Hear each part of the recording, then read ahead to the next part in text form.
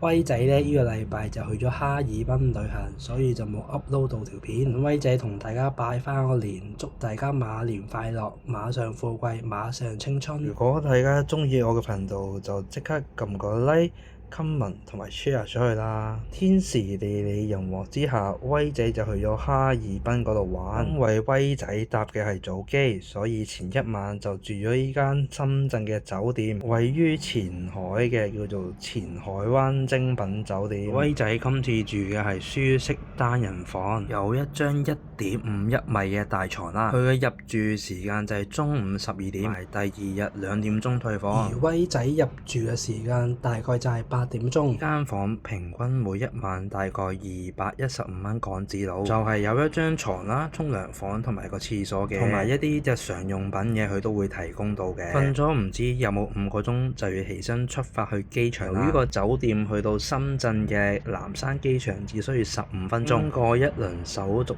之後就可以等候上機啦。今次搭嘅係中國南方航空機，登機時間為早上7點45分，起飛時間就係8點25分，大概飛3個半鐘就會到哈爾濱㗎啦。落咗機之後，仲要搭個1個鐘頭車先到酒店。到咗酒店之後，擠低晒啲嘢就即刻出嚟食嘢啦。哈爾濱有咩好食呢？就食咗個奇才居鍋拆肉，個環境就係咁樣嘅，卡位啦，坐4個威仔都綽綽有餘。唔知道大家去哈爾濱嘅朋友有冇試過呢？銅鍋拆肉個湯底就係當個員工拎個銅鍋過嚟呢，就會再加水俾你嘅。就唔同我哋平時食嗰啲已經有晒湯底嗰隻。威仔嗌咗個菇類拼盤啦，有啲菇啦，有白菇同埋冬菇嘅，仲有黃色嗰啲唔知咩菇嚟嘅，同埋有麥菜啦，同埋豆皮嘅。佢個湯底就係咁樣噶，有菇類啦，同埋加咗啲水落去嘅。有呢個西岐羊扒卷嘅，同埋呢個澳洲精品肥牛，同埋精品黑牛胸口。個鍋大概就係咁樣㗎啦。喺你不斷食嘅期間，啲員工就會不斷幫你加水嘅添。佢個醬料都係自助嘅，咁大家中意食啲咩就可以出去畢咁樣嘅。大家等嘅途中可以出去拎啲醬料啊，又或者啲即刻可以食嘅食物。現場即整手工燒賣。唔好食，威仔就覺得幾好食啦，起碼夠新鮮先啦。佢仲會配2個醬俾你嘅添。食嘢點少得飲嘢呢？帶大家出去睇下有咩嘢飲啦。大家都見到啦，有啲維多斯啊，有啲茶嘅，同埋有啲野山棗，同埋冰紅茶、冰紅茶綠茶水，同埋一啲啤酒嘅青島啊、黑沙兒啊、喜力啊、麒麟啊都會有嘅，都好多選擇。不過當天嘅朋友就唔飲酒，所以威仔就冇幫大家試到啦。會有啲青島純生啊、青島白啤都係8到15蚊不等。唔飲酒嘅朋友咁仲有啲咩選擇呢？綠茶啦、可樂、王老吉啦、椰汁同埋東方樹葉維他命 C， 即係頭先大家睇到嗰啲。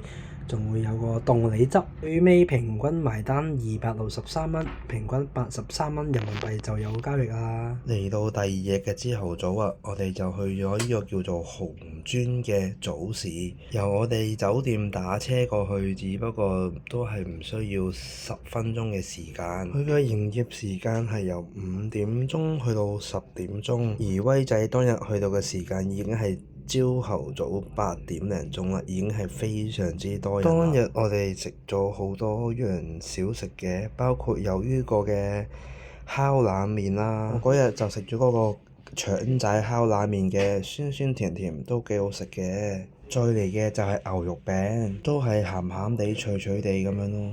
同埋食咗個蛋堡，甜甜地、鹹鹹地咁樣咯。同埋飲咗杯一定要飲嘅凍梨汁，非常之甜，好好飲。咁威仔仲食咗啲咩小食呢？仲食咗啲雲吞啊，同埋啲水餃嘅。平均每一款就係10蚊度，咁食咗大概4、5樣嘢，咁平均都係使咗50-60零蚊港紙度咯。不過威仔喺度建議大家，如果想避開最高峰嘅人流呢，就可以早少少去啦。譬如6點零鐘、7點鐘到啦。因為我哋去到嗰陣時已經實在太多人啦，好多人都排隊，所以威仔就喺度建議大家早啲去，早享受，咁就可以去其他地方更加多時間玩啦。食飽飽，我哋原本嘅計劃就係去咗呢個冰雪大世界嘅。不過冰雪大世界就冇開，咁我哋而家就嚟咗呢個叫做伏爾加莊園嘅。相比之下，佢就冇冰雪大世界咁好玩，但係佢都係國家4個 A 級嘅旅遊景區啦，同埋中俄文化交流基地嘅。由我哋酒店出發，大概1個小時就會去到㗎啦。呢個園區嘅收費大概200蚊港紙到，咁你如果再想玩啲咩呢，就要另外再收費嘅。我哋一入到景區呢，就會坐咗個穿梭巴士，大約5分鐘就嚟到呢個叫做雪姑娘童話城堡，亦都係我哋第一樣玩嘅嘢。咁就係坐住個唔知係咪救生圈嘅圈就上落去。不過呢樣嘢都係要另外收費嘅，每人就係收20蚊到。不過當天都係非常之多人，玩呢個設施都要起碼排咗1小時，玩嘅時間就唔超於1分鐘嘅。不過體驗嚟講都係非常之好嘅。玩完呢個唔知係救生圈嘅圈，跟住就去另一個玩嘅嘢，就係叫做雪橇列車。呢個雪橇列車都係要另外收費嘅，大概每人都係要40蚊到嘅。坐喺度速度嚟講就唔快嘅，我哋影下相都幾好㗎。不過如果對啲唔中意聞石油氣味嘅朋友就可能比較唔好啦，因為佢呢架車係超強石油氣味。玩完呢個遊戲之後呢，就直接去呢個卡林卡演藝中心。咁究竟有咩睇嘅呢？就係睇呢個俄羅斯歌舞表演，每日得2場㗎咋。呢個都要另外收費嘅，每一位就係大概60蚊到。其實仲有其他嘢玩嘅，不過如果大家中意影相嘅朋友就可以喺度影下相啦，都幾靚㗎，佢個風景都。我哋大約玩咗5-6個鐘啦，咁就出返嚟搭返車。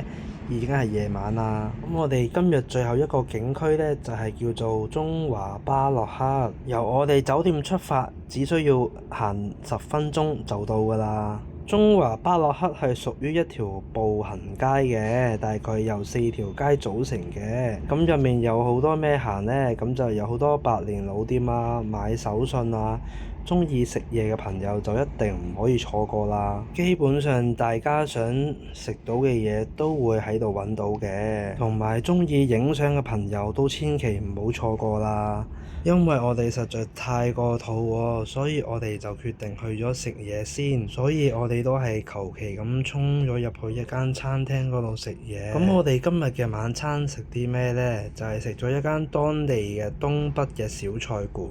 咁我哋嗌咗3款小菜，包括有呢個豉油上湯生菜啦，叫做炸三樣。但係邊3樣呢？阿威仔就唔係好記得啦。如果大家記得嘅網友，可唔可以喺下面留言呢？而最後一樣就係炸魚。依餐食咗大概都係200蚊到，平均每人都係70-80蚊，咁圍返港紙都係100蚊港紙到㗎咋。依條片就去到呢度啦，咁我下一條片就會講多啲中華巴洛克、哈爾濱同埋長白山嘅嘢俾大家聽嘅。咁如果大家鍾意我嘅頻道，就請記得撳個 like、comment 同埋 share 出去啦。拜拜。